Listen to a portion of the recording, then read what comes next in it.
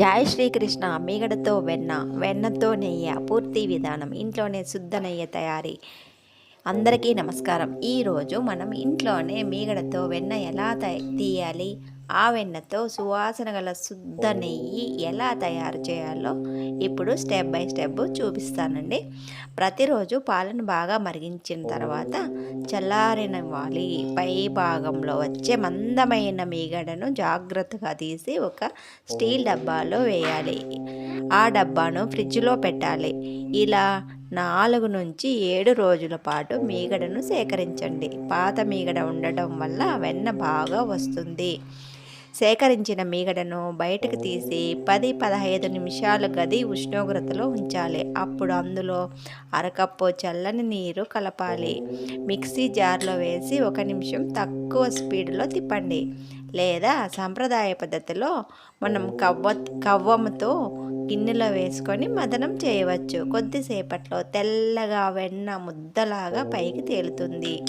ఇది మన స్వచ్ఛమైన వెన్న. ఆ వెన్నను చేతులతో గట్టిగా పిసికి చల్లని నీటిలో కడగాలి. ఇలా కడిగితే మజ్జిగ పూర్తి వేరవుతుంది. ఇప్పుడు ఆ వెన్నను మందపాటి గిన్నెలో వేసి చాలా తక్కువ మంటపై ఉంచాలి. మొదట వెన్న పూర్తిగా కరిగిపోతుంది. తర్వాత నెమ్మదిగా మరిగి పైకి నురుగు వస్తుంది. ఇది సహజమైన ప్రక్రియ.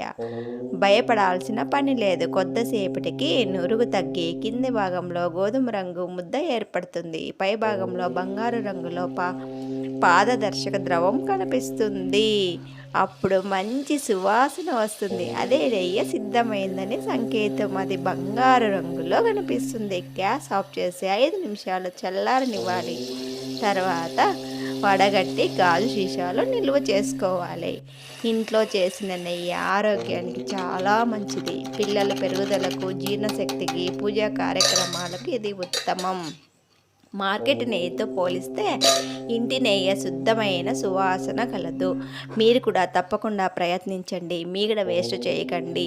ఈ వీడియో నచ్చితే లైక్ చేయండి, షేర్ చేయండి. లక్ష్మీదేవికి ఒక దీపం పెట్టండి. ఓం నమో లక్ష్మీదేవి నమః అని టెక్స్ట్ పెట్టండి.